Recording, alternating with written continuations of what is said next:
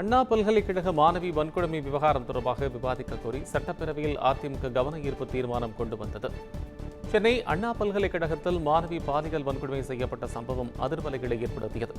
சம்பவம் தொடர்பாக ஞானசேகரன் என்ற நபர் கைது செய்யப்பட்டுள்ள நிலையில் அவரை வழிநடத்தியவர் யார் என கேட்டு அதிமுக தொடர் போராட்டங்களை நடத்தியது. இந்நிலையில் தமிழ்நாடு சட்டப்பேரவையின் 2ஆம் நாள் அமர்வு சென்னையில் இன்று நடைபெற்றது. அப்போது அண்ணா பல்கலைக்கழக மாணவி வன்கொடுமை விவகாரம் தொடர்பாக விவாதிக்க கோரி சட்டப்பேரவையில் அதிமுக கவன ஈர்ப்பு தீர்மானம் கொண்டு வந்தது.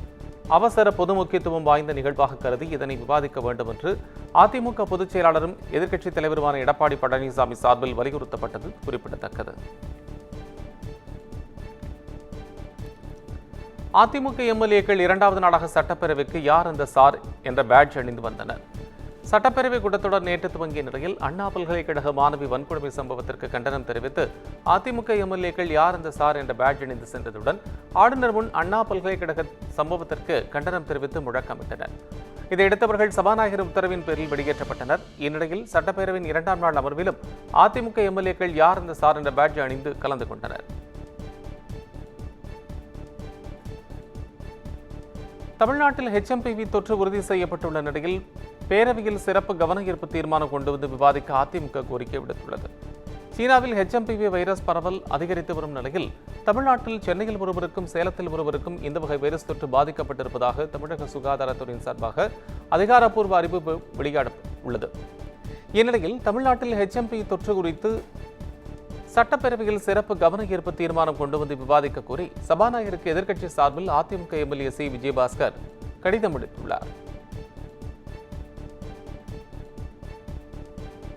தைப்பொங்கல் நாட்களில் UGCயின் நெட் தேர்வுகளை நடத்தக்கூடாது என்று மத்திய கல்வி அமைச்சர் தர்மேந்திர பிரதானுக்கு முதலமைச்சர் மு.க.ஸ்டாலின் கடிதம் எழுதியுள்ளார்.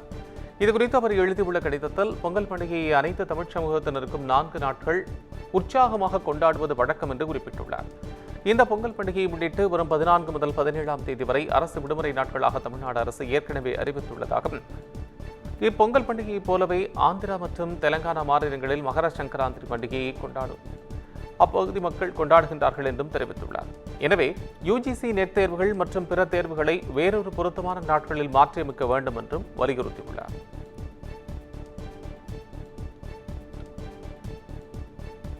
அண்ணா பல்கலைக்கழக விவகாரத்தில் கைது செய்யப்பட்ட ஞானசேகரன் வீடு உட்பட 20 வீடுகள் இந்து சமய அறநிலையத்துறைக்கு சொந்தமான இடத்தில் கட்டப்பட்டிருப்பதாக ஆய்வில் தெரியவந்துள்ளது.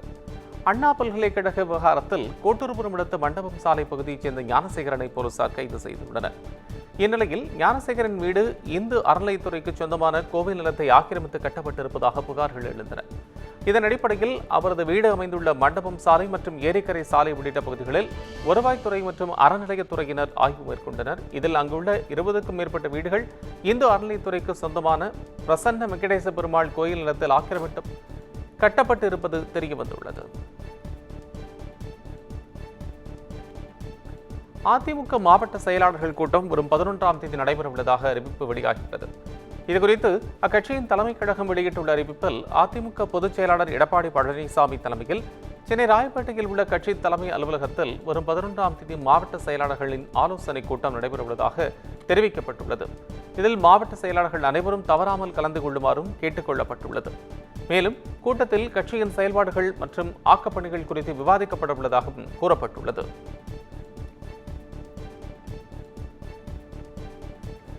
ஆம்ஸ்டாங் கொலை வழக்கில் பயன்படுத்தப்பட்ட வெடிகுண்டு சென்னை உயர்நீதிமன்ற வளாகத்திற்குள் கொண்டுவரப்பட்டது குறித்த விசாரணை அறிக்கையை தாக்கல் செய்ய சென்னை உயர்நீதிமன்றம் உத்தரவிட்டுள்ளது. ஆம்ஸ்டாங் கொலை வழக்கில் கைது செய்யப்பட்டவர்களை குண்டர் சட்டத்தில் சிறையில் அடைத்ததை எதிர்த்து தாக்கல் செய்யப்பட்ட வழக்கின் விசாரணைக்கு வந்தது. அப்போது சென்னை உயர்நீதிமன்ற வளாகத்திற்குள் வெடிகுண்டு கொண்டுவரப்பட்டது குறித்து விசாரணை நடத்தப்பட்டதா என்றும் அது தொடர்பாக தனியாக வழக்கு பதிவு செய்யப்பட்டதா எனவும் நீதிமன்றம் கேள்வி எழுப்பியது. இதையடுத்து வெடிகுண்டு தொடர்பான விசாரணை அறிக்கையை தாக்கல் செய்ய உத்தரவிட்டு வழக்கினை ஜனவரி 27ஆம் தேதிக்கு நீதிமன்றம் ஒத்திவைத்தது.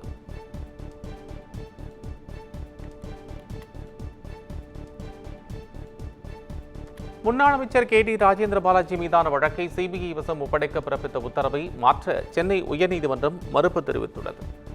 அதிமுக ஆட்சிக் காலத்தில் ஆவின் நிறுவனத்தில் வேலை வாங்கி தருவதாக கூறி பணம் பெற்று மோசடி செய்ததாக முன்னாள் அமைச்சர் ராஜேந்திர பாலாஜி உள்ளிட்டோருக்கு எதிராக விருதுநகரில் வழக்கு பதிவு செய்யப்பட்டது. 2021ஆம் ஆண்டு முதல் நிலுவையில் உள்ள வழக்கில் விரைந்து குற்றப்பத்திரிகை தாக்கல் செய்ய சென்னை உயர்நீதிமன்றம் முன்னதாக உத்தரவிட்டிருந்தது. இவ்வழக்கு மீண்டும் விசாரணைக்கு வந்தபோது ராஜேந்திர பாலாஜிக்கு எதிராக வழக்கு தொடர அரசு அனுமதி பெற நடைமுறை மேற்கொள்ளப்பட்டுள்ளதாக காவல்துறை தரப்பில் தெரிவிக்கப்பட்டது. இதற்கு கடும் அதிருப்தி தெரிவித்த நீதிபதி உயர்நீதிமன்ற உத்தரவு அமல்படுத்தப்படாததால் வழக்கை சிபிஐ வசம் ஒப்படைக்கும்படி உத்தரவிட்டார். உத்தரவை மாற்றியமைக்க காவல்துறை தரப்பில் முறையிடப்பட்ட நிலையில் அதனை ஏற்க மறுத்து உச்சநீதிமன்றத்தின் மேல்முறையீடு செய்து நிவாரணம் பெற்றுக் கொள்ளும்படியும் நீதிபதி தெரிவித்தார்.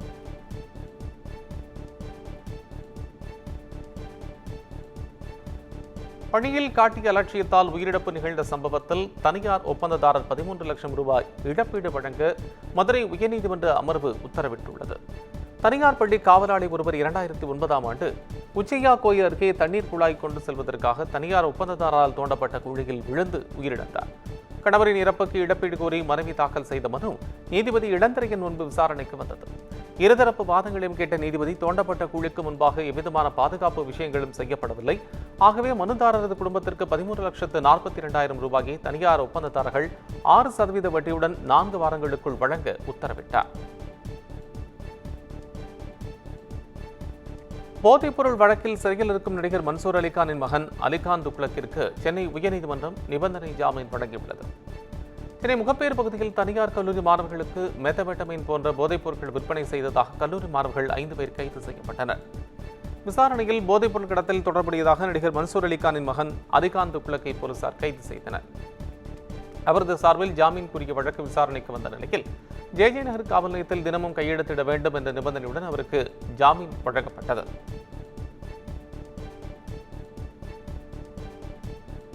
சிறைத்துறை மோசடி தொடர்பான சோதனையில் 111 ஆவணங்கள் பறிமுதல் செய்யப்பட்டுள்ளதாக லஞ்ச ஒழிப்புத்துறை அதிகாரிகள் தெரிவித்துள்ளனர். தமிழகத்தில் 3 மத்திய சிறைகளில் 2016 முதல் 2021 வரை கைதிகள் தயாரித்த பொருட்களில் 14 கோடியே 30 லட்சம் ரூபாய் மோசடி நடந்ததாக வழக்கு பதிவு செய்து லஞ்ச ஒழிப்புத்துறையின் தொடர்பாக 3 சிறைத்துறை அதிகாரிகள் 8 வியாபாரிகள் என 11 இடங்களில் சோதனை மேற்கொண்டது.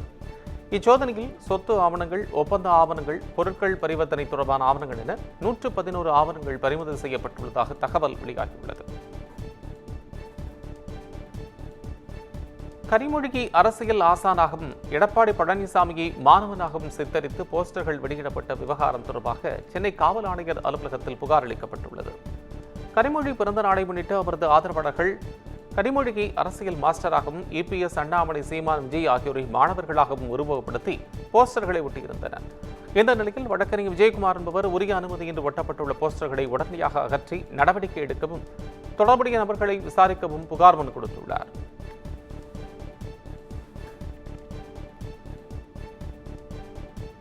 நாதாக ஒருங்கிணைப்பாளர் சீமான் மீது நடவடிக்கை எடுக்க கோரி தொடர்ந்த வழக்கில் டிஐஜி வருண்குமார் நேரில் ஆஜராகி நீதிபதியிடம் விளக்கம் அளித்தார். நாம் தமிழர் கட்சியின் ஒருங்கிணைப்பாளர் சீமான் தன்னையும் தன் குடும்பத்தாரையும் அவதூறாக பேசியதாக 2 கோடி ரூபாய் நஷ்ட ஈடு கேட்டு திருச்சி 4வது குற்றவியல் நடுவர் நீதிமன்றத்தில் டிஐஜி வருண்குமார் வழக்கு தொடர்ந்தார். இந்த வழக்கில் கடந்த டிசம்பர் 30ஆம் தேதி வருண்குமார் நேரில் ஆஜராகி விளக்கம் அளித்தார். இந்நிலையில் வழக்கு மீண்டும் விசாரணைக்கு வந்த நிலையில் டிஐஜி வருண்குமார் நீதிமன்றத்தில் நேரில் ஆஜராகி தனது தரப்பு விளக்கத்தை எடுத்துரைத்தார்.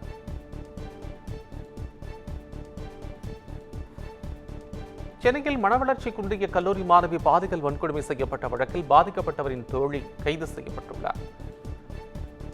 மாணவி பாலியல் வன்கொடுமை செய்யப்பட்ட சம்பவம் தொடர்பாக சிந்தாதிரிப்பேட்டை அனைத்து மகளிர் காவல்துறையினர் 9 பிரிவுகளின் கீழ் வழக்கு பதிவு செய்தனர்.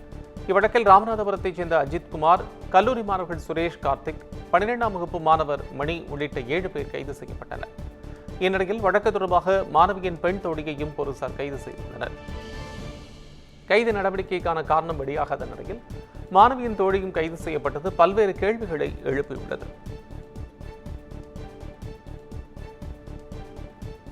திருச்சி மாவட்டம் லால்குடி அருகே மாநகராட்சி மற்றும் நகராட்சியுடன் ஊராட்சிகளை இணைப்பதற்கு எதிர்ப்பு தெரிவித்து கிராம மக்கள் சாலை மறியலில் ஈடுபட்டனர். லால்குடி ஊராட்சிக்குட்பட்ட அப்பாத்துறை, எசனக்கோரை, புதுக்குடி, தாளக்குடி மற்றும் மாடக்குடி உள்ளிட்ட ஊராட்சிகள் திருச்சி மாநகராட்சியுடனும், கீழவாடாடி ஊராட்சியை லால்குடி நகராட்சியுடன் இணைக்க தமிழக அரசு ஆணை பிறப்பித்தது.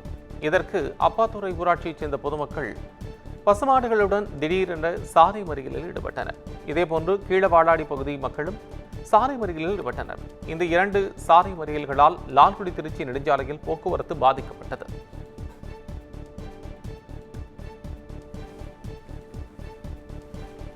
திருவாரூர் மாவட்டம் மன்னார்குடி அருகே நெற்பயிர்கள் சேதமடைந்துள்ளதால் இழப்பீடு வழங்க கோரி விவசாயிகள் கேட்டுக் கொண்டுள்ளனர். திருவாரூர் மாவட்டத்தில் 3.5 லட்சம் ஏக்கரில் விவசாயிகள் சம்பா தாளபடி விவசாய பணிகளை மேற்கொண்டனர். ஆனால் இந்த ஆண்டு பருவம் தவறி பெய்த கனமழையின் காரணமாக சம்பா தாளின் நெற்பயிர்கள் நீரில் மூழ்கி சேதமடைந்துள்ளது. இந்நிலையில் புது தேவங்குடி, அரிச்சபுரம் உள்ளிட்ட பகுதிகளில் அறுவடைக்கு தயாராக இந்த நெற்பயிர்கள் சேதமடைந்துள்ளது. மேலும் புகையா நோய் அதிக அளவில் தாக்கிய நெற்பயிர்கள் கருக்காகவும் தட்டையாகவும் காணப்படுகிறது. எனவே பாதிக்கப்பட்ட சம்பா நெற்பயிர்களை வேளாண் துறை அதிகாரிகள் பார்வையிட்டு உரிய இழப்பீடு வழங்க விவசாயிகள் கோரிக்கை விடுத்துள்ளனர்.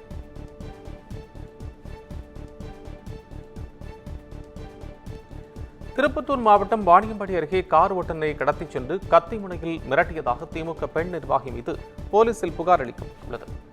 ஜாஃபராபாத் பகுதியைச் சேர்ந்த கார் ஓட்டுநர் சபியுல்லாவும் அவரது மாமனார் சைபுதீனும் வாணியம்பாடி சேர்ந்த திமுக நிர்வாகி பிரேமாவிடம் 10 லட்சம் ரூபாய் கடன் பெற்று பணத்தை திருப்பிக் கொடுக்காமல் அலைக்கழித்ததாக கூறப்படுகிறது. இந்த நிலையில் அப்துல்லா என்பவர் மூலமாக கடத்திச் சென்று கத்தி முனையில் மிரட்டி வெற்று பத்திரத்தில் கையெழுத்து வாங்கியதாகவும் இருசக்கர வாகனத்தை பறித்துக் கொண்டதாகவும் பிரேமா மீது சஃபியுல்லா வாணியம்பாடி நகர காவல் நிலையத்தில் புகார் அளித்துள்ளார். போலீசார் இது தொடர்பாக விசாரணை மேற்கொண்டு வருகின்றனர்.